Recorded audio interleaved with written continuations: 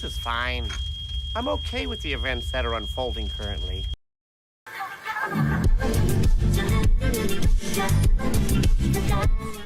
Prom, a formal dance held by a high school at the end of the academic year, typically for students in their junior or senior year.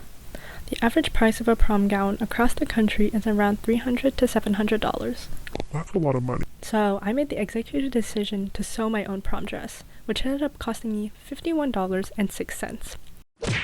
After scrolling through Pinterest, I had an idea of what kind of prom dress I wanted. The aesthetic was fairycore princess running through the fields. And with that, I came up with this sketch.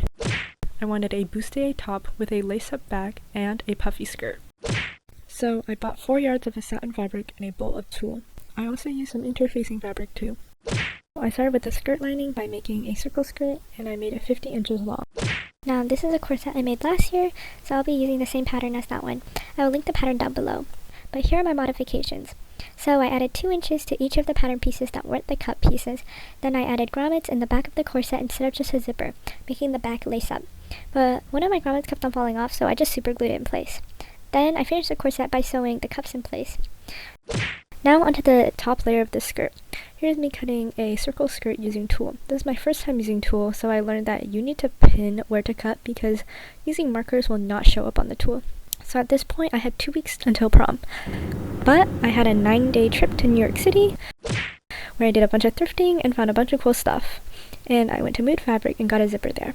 And I got back home with less than 2 days to work on my prom dress, which ensued panic mode.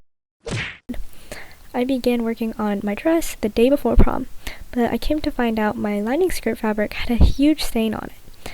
I had to wash it in the laundry machine, which took away 2 hours of my precious time.